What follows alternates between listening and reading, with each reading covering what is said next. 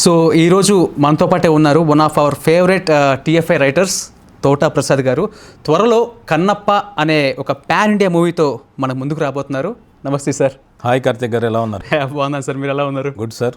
కృష్ణంరాజు గారు కన్నప్ప అనేది అసలు one of the landmark movie. Bhakta Kannappa అనేది అందరూ ఏం ఎక్స్పెక్ట్ చేశారంటే ఫ్యూచర్లో ప్రభాస్ గారు ఆ రోల్ చేస్తారు, లెగసీ కంటిన్యూ చేస్తారు అనుకున్నారు. బట్ విష్ణు గారి అనౌన్స్మెంట్ వచ్చింది అండ్ దానిలో ప్రభాస్ గారు యాక్ట్ చేస్తున్నారు, అదే యాక్ట్ చేశారు.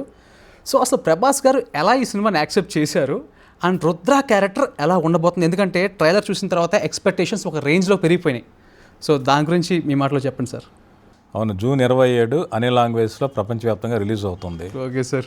సో తప్పనిసరిగా ప్రమోషన్స్, జనం అటెన్షన్లోకి వెళ్ళడానికి, జనానికి తెలియజేయడానికి జరుగుతున్నాయి, ముమ్మూరంగా ప్రయత్నాలు జరుగుతున్నాయి. సో మాకు కూడా చాలా రోజుకి అంటే ఆ ట్రైలర్స్ కానీ అవన్నీ చూస్తుంటే ఎక్స్పెక్టేషన్స్ మాత్రం ఎక్కడ తగ్గట్లేదు, రోజుకి పెరుగుతూనే ఉన్నాయి. ఈ మాట మాత్రం బాగా వాస్తవం అండి. ఎందుకంటే ఫస్ట్ టీజర్ వచ్చినప్పటి నుంచి లేటెస్ట్ ట్రైలర్ వచ్చేటప్పటికి చూసిన వ్యూయర్స్ దృష్టిలో చాలా మార్పు వచ్చింది. అవును సార్. విపరీతంగా పాజిటివ్ బజ్ పెరిగింది.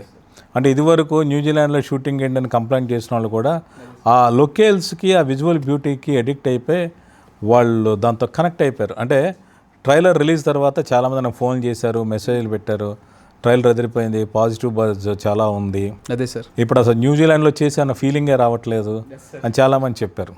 Yes sir. యాక్చువల్గా అదే ఫస్ట్ టీజర్ రిలీజ్ అయినప్పుడు నేను కూడా అది చూసా. అంటే చాలామంది ట్రోల్ అవటం కానీ ఆ డైలాగ్స్ మీద కానీ, ఆ డైలాగ్స్ కాదు సార్, కావాలని కొంతమంది ట్రోల్ చేశారు శివయ్య అనే పదాన్ని.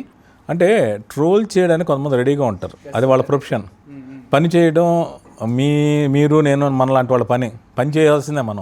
మన బతుకు తెరువు కోసం, మనలో ఉన్న ఆ తపన కోసం మనం పని చేయాల్సిందే. ట్రోలర్స్కి ఏంటి అంటే వాళ్ళకి క్రియేటివిటీ కన్నా ఎదుటివాడి దాంట్లో ఎక్కడ ఏ తప్పులు దొరుకుతాయని ఎదురు చూస్తూ ఉంటారు వాళ్ళు. కానీ ట్రోలర్స్ కూడా మంచి సమాధానం చెప్పే విధంగా తర్వాత ఆ మ్యూజిక్ కానీ, ఎలివేషన్ సీన్స్ కానీ, అంటే ఎక్కడ పెద్ద పేరు అంటే మనకి తెలిసిన పేరు కాదు. ఐ మీన్ లైక్ మన మ్యూజిక్ డైరెక్టర్ గారు కానీ, డైరెక్టర్ గారు కానీ, వీళ్ళందరూ మనకి తెలిసిన పేర్లు కాదు. సో ఒక పెద్ద పేరు కూడా లేదు ప్రమోట్ చేయడానికి. సో విష్ణు గారే ఒక తర్వాత మన ప్రభాస్ గారు ఉన్నప్పటికీ సో ఒక పెద్ద పేరు లేదు, అంత హైప్ రాకపోవచ్చు అన్లెస్ వాళ్ళు ఒక ప్రభాస్ యొక్క విజువల్స్ బయట పెట్టకపోతే అనుకున్నారు. కానీ ఎక్కడ ఆ క్వాలిటీని కానీ అది ఎక్కడ లేకుండా మ్యూజిక్ కూడా చాలా అద్భుతంగా మనం బ్యాక్గ్రౌండ్ స్కోర్ చూసాం. అవును.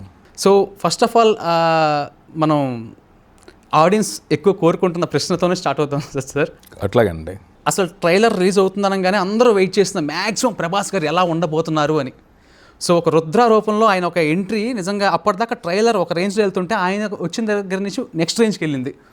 సో ఆయన క్యారెక్టర్ గురించి విష్ణు గారు చాలా హైప్ ఇచ్చారు, 1/2 అవర్ పైన ఉండబోతుంది ఆయన క్యారెక్టర్ అని చెప్పేసి. సో మీ నుంచి మీ మాటల్లో ఆ ఎక్స్పెక్టేషన్స్ని ప్రభాస్ ఫ్యాన్స్ అంటే వాళ్ళకి ఎక్స్పెక్టేషన్స్ అందుకోగలగరా మీరు ప్రభాస్ ఫ్యాన్స్కి? అంటే ప్రభాస్ గారికి ప్రపంచవ్యాప్తంగా కోట్లాది మంది అభిమానులు ఉన్నారు. వాటితో పాటు సాధారణ సినిమా ప్రేక్షకులకు కూడా ప్రభాస్ గారు అంటే చాలా అభిమానం. ఆయన ఇంతవరకు చాలా రకరకాల లవ్ స్టోరీస్లో చూశారు, యాక్షన్ స్టోరీస్లో చూశారు, యాక్షన్ ఎంటర్టైనర్లో చూశారు. ఆయనకు ఒక ఇమేజ్ ఉంది. కానీ ఈ సినిమాలో రుద్ర పాత్ర మాత్రం ఆయనలో ఉన్న కొత్త డైమెన్షన్ బయటికి తీసుకొస్తుంది. అంటే ఒక దైవాంశ సంభూతమైన రుద్ర పాత్రలో ఆయన చాలా బ్యాలెన్స్డ్గా ఒక అండర్ప్లే చేస్తూ అవసరమైన చోట ఆయన మాట్లాడే మాటలు కావచ్చు, ఆయన చేసే పనులు కావచ్చు, కథకి సినిమా కావాల్సిన హైప్ ఇస్తాయి. మొత్తానికైతే కనుక నాది ప్రభాస్ ఫ్యాన్స్ మాత్రం అసలు డిసప్పాయింట్ అయితే అవ్వలేదు ట్రైలర్ చూసిన తర్వాత. వాళ్ళకు ఇంకా చాలా ఎక్స్పెక్టేషన్. వాళ్ళు సినిమా చూసిన తర్వాత మాత్రం వాళ్ళకి నచ్చే ప్రభాస్ గారి సినిమాలో కన్నప్ప సినిమా ఖచ్చితంగా ఉంటుంది. అలాగే at the same time Rudra పాత్ర కూడా ఉండి తీరుతుంది. Super sir, super. మళ్ళీ అంటే ఒక రుద్ర అనేది విష్ణు గారు చెప్పినట్టుగా ఒక అరగంట పైన ఉన్నప్పటికీ కూడా ఆడియన్స్ వాళ్ళ ఫ్యాన్స్ ఏం కోరుకుంటారంటే ఇలాంటి ఫుల్ లెంగ్త్ క్యారెక్టర్లో ప్రభాస్ చేస్తే బాగుంటుంది కానీ ఎక్స్పెక్ట్ చేసే రేంజ్లో క్యారెక్టర్ ఉంటుంది. Oh super sir, thank you. And ఇంకో మెయిన్ క్వశ్చన్ సార్ నాకు యాక్చువల్గా ఏంటంటే మన టీఎఫ్ఐ అంటే మన తెలుగు చలనచిత్ర సీమలో కొంతమంది యాక్టర్స్కి ఆ పాత్ర వాళ్ళవే అని ఫిక్స్ అయిపోయినాయి. ఫర్ ఎగ్జాంపుల్ నేను చెప్పాలంటే కృష్ణుడు అనగానే మనకి నందమూరి తారక రామారావు గారు గుర్తొస్తారు, దేవదాస్ అనగానే మనకి ఏఎన్ఆర్ గారు గుర్తొస్తారు, అలాగే అల్లూరి సీతారామరాజు అనగానే మనకి సూపర్ స్టార్ కృష్ణ గారు గుర్తొస్తారు. అలాగే కృష్ణరాజు గారు చేసిన వాటిల్లో కన్నప్ప అనగానే ఇంకా ఆయనే ఆ పాత్రకి న్యాయం చేయగలరు, ఆయన అలా ఫిట్ అయిపోయారన్న ఒక ఈ నలుగురికి 4 క్యారెక్టర్స్ అలా ఉండిపోయినాయి. అవును.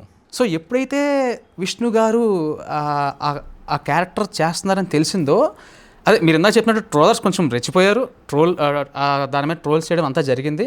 కాకపోతే ఇవన్నీ పక్కన పెడితే ఆయనకి తెలుసు ఇది పెద్ద ఛాలెంజింగ్ అని ఆ రోల్ చేయడం అనేది. సో ఆయన ఎలా ప్రిపేర్ అయ్యారు సార్ ఈ క్యారెక్టర్కి? అంటే ఆయన ఎలా ప్రిపేర్ అని చెప్పడానికి ముందు మీరు అన్న ఒక ప్రశ్నకి నా వైపు నుంచి ఒక అనాలిసిస్ అనేది చెప్తాను. ఇప్పుడు కృష్ణుడు అంటే రామారావు గారు, అంటే చాలామందికి తెలుసో లేదో, సొంత ఊరైన ఒక సినిమాలో ఫస్ట్ టైం ఎన్టీ రామారావు గారు కృష్ణ వేషం వేశారు. Okay sir. నేను ఆ సినిమా చూడాల, ఇప్పటి వరకు కూడా చూడాల.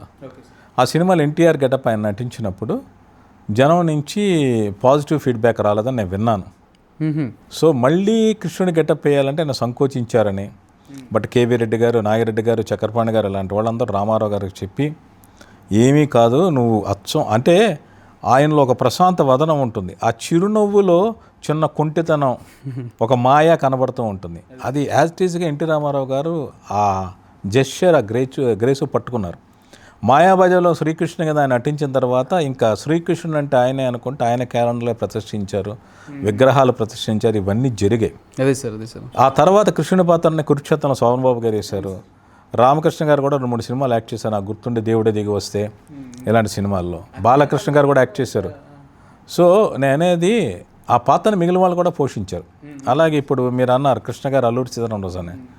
యాక్చువల్గా అల్లూరి సీతారామరాజు క్యారెక్టర్ ఎవరు పోషించాలని ఫ్యాన్స్ కోరుకుంటారు. డెఫినెట్గా నేను కృష్ణ గారి ఫ్యాన్ని, హార్డ్ కోర్ కృష్ణ గారి ఫ్యాన్స్ అందరూ మహేష్ బాబు గారు చేస్తే బాగుంది అనుకుంటారు. అవును సార్. మహేష్ బాబు గారు కూడా కొడుకు దిద్దిన కాపంలో అనుకుంటా ఆయన చైల్డ్ ఆర్టిస్ట్గా ఉన్నప్పుడే అల్లూరి సీతారామరాజు గెటప్ వేశారు ఆయన. సో అలాగే, కానీ మీరు గమనించారో లేదో ఒక విషయం చెప్తాను. అల్లూరి సీతారామరాజు లాంటి పాత్ర, అల్లూరి సీతారామరాజు పాత్రే రామ్ చరణ్ గారు త్రిబుల్-ఆర్లో చేశారు. ఆయన క్యారెక్టర్ పేరే రామరాజు. క్యారెక్టర్ డిజైనింగ్, మాట్లాడే మాటలు, చెప్పేదంతా అల్లూరి సీతారామరాజు అనేది మనకి తెలుస్తూ ఉంటుంది. దాన్ని తెలుగునాటే కాదు దేశవ్యాప్తంగా, ప్రపంచవ్యాప్తంగా ప్రేక్షకులందరూ యాక్సెప్ట్ చేశారు. ఈవెన్ మహేష్ బాబు గారి ఫ్యాన్స్ కూడా అల్లూరి సీతారామరాజు గారు రామ్ చరణ్ గారు కనపడ్డప్పుడు యాక్సెప్ట్ చేశారు. సో ఇది వరకు దాంట్లో వీళ్ళు తప్ప, ఇప్పుడు ఒకరు చేసింది ఇంకోళ్ళు ఎవరో చేయలేరు. ఒక నటుడో, ఒక దర్శకుడో ఒకరు చేసిన పాత్ర దాన్ని ఇంకొకరు చేయాలని చేసే ప్రయత్నం ఖచ్చితంగా ఛాలెంజే, కాదనేది లేదు. ఇప్పుడు కృష్ణరాజు గారి కెరీర్లో ఆయనకున్న ఒక టాప్ 10 ఫిల్మ్స్లో ఒక మ్యాగ్నమ్ వాపస్ లాంటి సినిమా భక్త కన్నప్ప. అవును సార్. ఆయన ఆ రోజుల్లో చాలా పెద్ద ఖర్చుతో ఒక బెన్హర్ లాంటి సినిమా తీయాలని కృష్ణరాజు గారు భక్త కన్నప్ప తీశారు.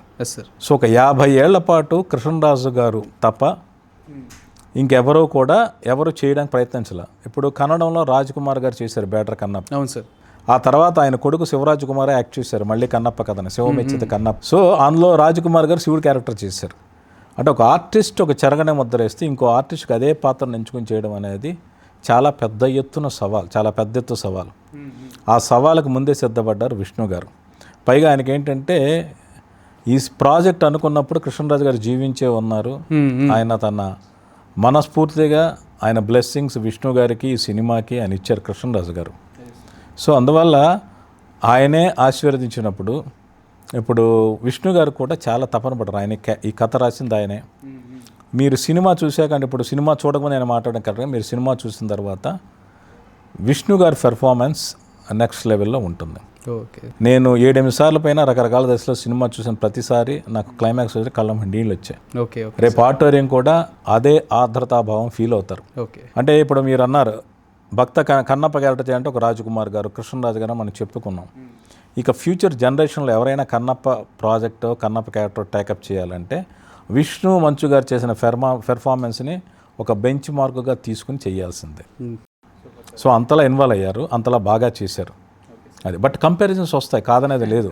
కంపారిజన్స్ వచ్చినప్పటికీ కూడా, అంటే ఉదాహరణకి అదే అన్నం, అదే చికెన్ బిర్యానీ కావచ్చు, అదే పులిహోర కావచ్చు, మన అమ్మ వండిన దానికి, మన భార్య వండిన దానికి, మన చెల్లి వండిన దానికి తేడా ఉంటుంది. మనం మనకు అందించడంలో వాళ్ళు అందించిన ప్రేమను మనం చూడాలి తప్పితే ఆ రుచిలో చిన్నపాటి ఒక్క ఉప్పు కొంచెం ఎక్కువ కావచ్చు, తక్కువ కావచ్చు, లేదా 4 జీడిపప్పులో వేరుశనగలో కొంచెం ఎక్కువ ఉండొచ్చు, తక్కువ ఉండొచ్చు. అదే సార్. వాటి మాత్రం కంపేర్, వాళ్ళ ప్రేమని వాళ్ళు మనకు అందించడంలో చేసిన ప్రయత్నాన్నే మనం గుర్తించాలి.